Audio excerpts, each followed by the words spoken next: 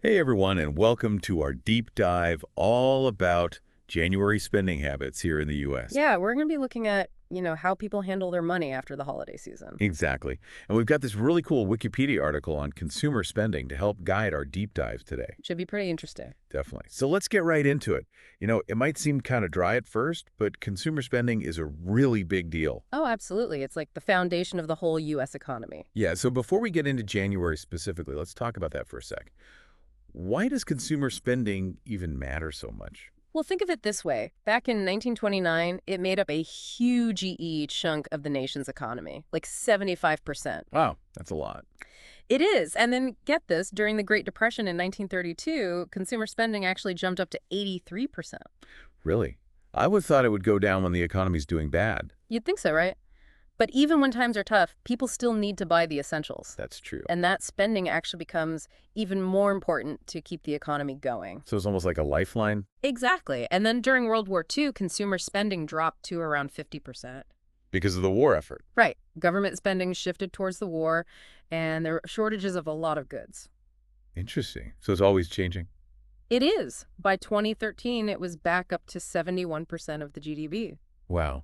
So it really is this constantly shifting thing reflecting what's happening in the country. You got it. Okay, so we've established that consumer spending is super important. But the article mentions two types, induced and autonomous. What's the difference? Okay, so induced consumption is directly tied to how much money you make. So the more you earn, the more you spend. Pretty much. Like, that feeling when you got a raise and you're like, time to treat myself. Uh-huh, yeah. I know that feeling. It's induced consumption in action. Okay, that makes sense. Uh, What about autonomous spending? So that's the spending that's not directly linked to your income. So like your basic needs no matter what you're earning. Exactly. Things like groceries, rent, utilities, that kind of stuff. Plus maybe a few impulse buys here and there. Oh, yeah, those definitely count too. So basically, even if someone has a steady income, there's still a certain amount they'll always spend. Exactly. Okay, so let's bring it to January now. We're fresh off the holidays. Credit card bills are probably starting to roll in. Oh. Do people generally tighten their belts after all that holiday spending, or are they still in a spending mood? Well, that's where this thing called consumer sentiment comes in. Consumer sentiment. Yeah, it's basically how people are feeling about the economy and their own finances. So if they're feeling optimistic, they're more likely to spend. Right, but if there's a lot of uncertainty, people tend to hold back a bit. That's like a psychological tug of war. I like that analogy. It's that battle between wanting to treat yourself, but also being a little worried about the future. Makes sense. Like, what if there's a bunch of news about a possible recession? Exactly. Even if people have the money, they might think twice about making any big purchases. It's like a self-fulfilling prophecy. Mm, If everyone's gloomy and stops spending, the economy could actually get worse. it definitely can. And what about all those New Year's resolutions people make? Ah, yes, the classic New Year, New Me. Do those pledges to save more actually change anything? That's the million-dollar question. It's easy to say you're going to save more, but does it actually translate into, fewer lattes or canceling that subscription box you never use? Yeah, I think that's something we all struggle with. For sure. Okay, well, let's get into the specifics of how people actually spend their money in January. The article breaks it down into three categories: durable goods, non-durable goods and services. All right, let's tackle those one by one. Starting with durable goods. These are things that are designed to last for several years, typically 3 or more. So like cars, appliances, furniture, those big purchases you don't replace very often. Exactly. Now, do people typically hold back on these kinds of purchases in January after all the holiday spending? Well, it wouldn't be surprising if they did. Right. But you also have to think about those post-holiday sales. Ah, yeah. Those can be tempting. Retailers are smart, they know people are looking for deals, and they play into this whole idea of a fresh start in the new year. So even if you weren't planning on buying anything, those sales can really suck you in. It's true. It's all part of their strategy. Clever. Okay, so what about non-durable goods? So those are the everyday items that you replenish frequently. Things like groceries, clothing, Yeah. gasoline. Yeah. Now, I'd imagine spending in this category is probably more consistent throughout the year because people always need these things. That's a fair assumption. But we might still see some January-specific trends. Like what? Well, think about those New Year's resolutions again. Do people actually cut back on alcohol during dry January? Interesting. Or do we see a surge in gym memberships or people buying workout clothes, maybe even a shift towards healthier foods? Yeah, it makes sense. And People might be trying to undo some of those Holiday indulgences. Exactly. It's like a collective effort to get back on track. I love that. Okay, on to the last category, services. What falls under that? So services is a pretty broad category. It includes things like housing, healthcare, transportation, entertainment, personal care. Wow, that is pretty broad. It is. It basically covers a lot of our essential needs and then also a lot of our discretionary spending. So do we see any noticeable shifts in spending on services during January? Well, we might see a dip in things like travel and entertainment. Because people are staying home more and focusing on saving. Right. Fewer vacations, fewer concert tickets, that kind of thing. Makes sense. People are probably less inclined to book a big trip right after the holidays. Probably not.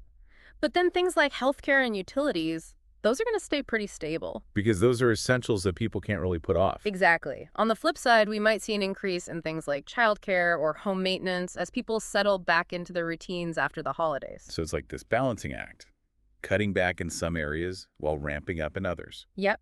And those New Year's resolutions can definitely play a role here too. Oh yeah, for sure. Someone who's really committed to self-improvement might invest in therapy or meditation apps or, those personal development books. Definitely. So even within these broad categories, there's a lot of individual variation. Oh, absolutely. Everyone has their own unique circumstances, priorities, and of course, resolutions. So it's not as simple as just saying everyone spends less in January or whatever. Not at all. Yeah. It's way more nuanced than that. Okay. Well, we've talked about the importance of consumer spending, how psychology plays into it, and those three main spending categories. But there's one big thing we haven't mentioned yet, taxes. Ah, yes. Tax is the ever-present factor in our financial lives. Exactly. Yeah. So how do those play into consumer spending, particularly in January? Well, governments can actually use taxes to try to influence how people spend their money, right? They can. Yeah, I've heard about that. So they can either encourage spending or try to curb it, depending on what they're trying to achieve with the economy. Interesting. And in January, people tend to be thinking about taxes for a couple of reasons. What are those? Well, some people might be factoring in their potential tax refund into their budget. Especially if they're expecting a big one. Right. It's like a little bonus after the holidays. So the extra cash might make them feel more comfortable spending a little bit more. Exactly. But then you have other people who are actually bracing for upcoming tax payments. Especially if they're self-employed or have investment income. Right. So they might be more cautious with their spending in January because they know they've got those payments coming up. It's like two sides of the same coin. It is. Taxes can either boost or dampen consumer spending depending on each person's situation. Wow. Okay, so it seems like there's a lot more to January spending than meets the eye. Oh, definitely. It's not just about people cutting back after the holidays. There are all these psychological factors, economic conditions, individual circumstances that all play a role. It's super complex. It is. But I think that's what makes it so fascinating. I agree. All right, well, we've covered a lot of ground here today, from the basics of consumer spending to how psychology and even taxes can influence things. So are you ready to dive into some real-world examples of how all this plays out? Absolutely. Let's bring these concepts to life. So you ready to dive into some real-world examples now? Oh, yeah, definitely. I'm curious to see how all this actually plays out in people's lives. We talked about government stimulus efforts aimed at boosting spending. Right. Got any good examples of those? Well, one that comes to mind is the Great Recession back in 2008. The U.S. government sent out stimulus checks to a lot of Americans. Hoping they'd spend it and help get the economy moving again? Exactly. Seems logical enough. Give people some extra cash, they'll spend it. Demand for goods and services goes up. Businesses do better, more jobs are created. Right. In theory, it's a solid plan. Yeah. But human behavior is always more complicated than that. Of course. A lot of people back then were understandably worried about the economy. Job security was a big concern. The housing market was a mess. So instead of going on spending sprees, they probably played it safe. A lot of them did. They saved their stimulus checks or used them to pay down debt. Which makes sense given the circumstances. It does. It was the rational thing to do. Yeah. But it shows you how hard it can be to influence consumer behavior when there's so much uncertainty in the air. Yeah, it's a good reminder that people don't just automatically spend more when they have more money. Their emotions and their confidence in the future, all that plays a huge role. Absolutely. And it raises a really interesting question. How effective are these government stimulus efforts anyway? Yeah. Is it really the best way to boost the economy? Some people argue that they're essential for economic recovery, especially during recessions. Right. But others say they have a very limited impact or even lead to unintended consequences. It's a tough one. It is. There's no easy answer. But it shows how important it is to understand how people actually behave with their money. If we want to make good policy decisions. Whether you're talking about the government or just managing your own personal finances. Exactly. Okay, so let's shift gears a bit and talk about something a little more relatable. Earlier, we were discussing the idea that some people really invest in their health and well-being in January, fueled by those New Year's resolutions. The whole new year, new me thing. Exactly. So we might see more people signing up for gym memberships, Oh, for sure. buying workout gear, Right. maybe even getting those fancy fitness trackers. Definitely. And we can't forget about healthy eating. Right. All those fruits and veggies and good for you snacks. It's like a collective effort to undo all the holiday overindulging. I like that.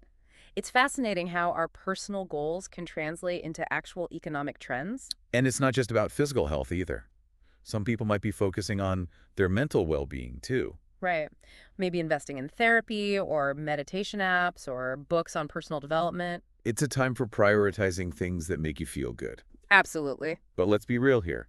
Not everyone can afford to splurge on self-care in January. That's true. Some people might be feeling the pinch after all the holiday spending, Definitely. For some people, it's less about splurging and more about tightening the budget.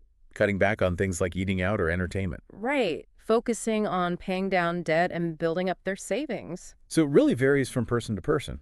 It does. There's no one-size-fits-all approach to January spending. It all depends on your individual circumstances and what you're prioritizing. Exactly. Speaking of priorities, what about those big ticket items we talked about earlier?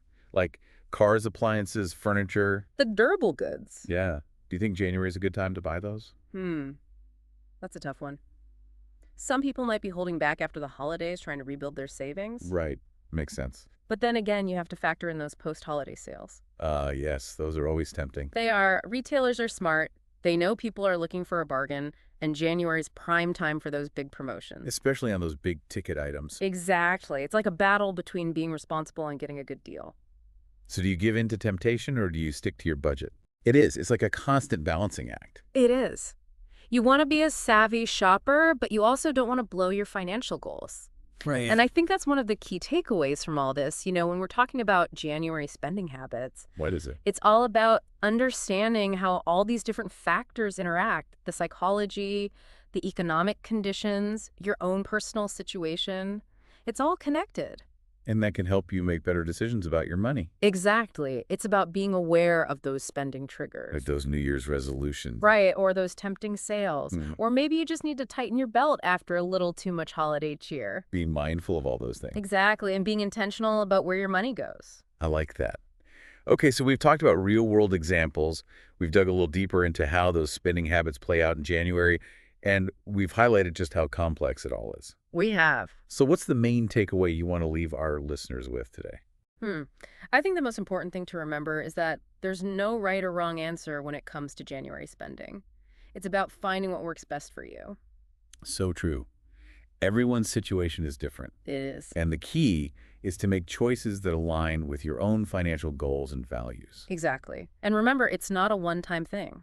Financial planning is an ongoing process. Right. It's a journey. It is.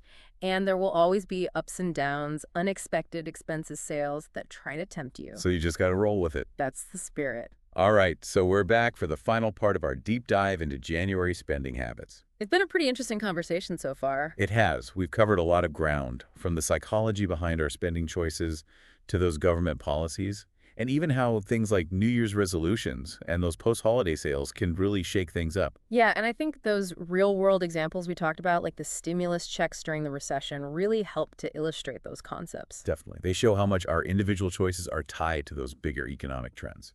Absolutely. So as we wrap things up, what's the one thing you want our listeners to remember about January spending? I think you said it best earlier when you said there's no right or wrong way to approach it. Right. It's all about finding what works best for you. Exactly. So whether you're splurging on self-care or tightening up your budget, or maybe you're out there hunting for those deals, the important thing is to be intentional about it. To be mindful of your choices. Yeah, it's easy to just go into autopilot with our spending, especially after the holidays. But if we take a step back and examine those habits and those things that trigger us to spend it, can be really helpful. It's like shining a light on those unconscious patterns, those little purchases that add up without us even realizing it. Exactly. And once we're aware of those patterns, we could start to make different choices. Right. Maybe it's cutting back on that daily latte or finally canceling that subscription box you never use. Or maybe it's setting a realistic budget for eating out. It's all about being proactive instead of reactive. Instead of getting hit with those credit card bills and feeling overwhelmed or beating yourself up for overspending. Right. January can be a fresh start. And it's an ongoing thing, right? It's not like you figure out your finances once and then you're done. Definitely not. It's a continuous process. There will always be those unexpected expenses, those tempting sales, those moments where we slip up. It's just life. It is. But the more we understand our own habits and what motivates us to spend, the better equipped we'll be to handle those challenges. I think that's a really good point. And remember, you're not alone in this. Everyone deals with these things. Yeah, we're all just trying to find that balance, you know? Between enjoying life and being responsible. Exactly. And if you're looking for more information about consumer behavior, I highly recommend checking out the Consumer Expenditure Survey. Oh, yeah, that's a great resource. The Wikipedia article we talked about earlier mentioned it. Yeah, it gives you a really detailed look at how Americans spend their money across different categories. So you can see how your own habits compare to the national averages. Right. It's a great way to benchmark your own financial journey and maybe see where you could make some adjustments. All right, so as we wrap up this deep dive, we want to leave you with one final thought. Knowing what we now know about consumer spending and those psychological factors and the impact of the economy, how can you use this information to shape your own financial planning for the rest of the year? It's something to think about as you make those spending decisions, big and small. And remember, every choice you make, every purchase, is like a vote for the future you want to create. So choose wisely. Spend mindfully, and most importantly, keep learning and keep exploring. Until next time, happy deep diving, everyone. We'll see you on our next adventure.